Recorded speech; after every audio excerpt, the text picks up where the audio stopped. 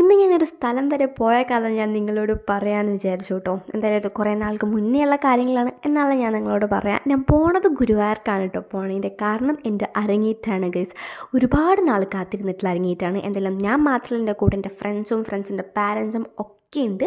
എന്തായാലും അങ്ങനെ ഒരുപാട് നാളുകൾക്ക് ശേഷമായിരുന്നു കേട്ടോ ട്രെയിനിലൊക്കെ പോയത്. അങ്ങനെ നമ്മൾ ഗുരുവായൂർ എത്തിയിട്ടുണ്ട്.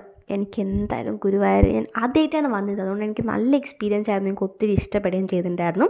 വന്ന പാടെ ഞങ്ങൾ പോയിട്ട് ബ്രേക്ക്ഫാസ്റ്റ് കഴിച്ചു. അത് കഴിഞ്ഞിട്ട് ഞങ്ങളുടെ ഔട്ട്ഫിറ്റിന് വേണ്ടിയിട്ട് ഒരു ഗോൾഡൻ വള തപ്പണമായിരുന്നു.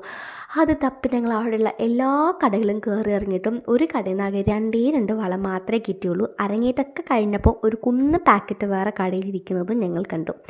അങ്ങനെ ഞങ്ങൾക്ക് ബുക്ക് ചെയ്തിട്ടുണ്ടായിരുന്ന ഹോട്ടലിൽ അവിടെ പോയിട്ട് അവിടെ ഞങ്ങളുടെ മിസ്സും ബാക്കി എല്ലാവരും വന്നിട്ടുണ്ടായിരുന്നു. ഞങ്ങളുടെ മേക്കപ്പ് ആർട്ടിസ്റ്റ് വന്നു. അമ്മു ചേച്ചി ആട്ടോ മേക്കപ്പ് ചെയ്യാൻ കയറിയിട്ടുള്ളത്.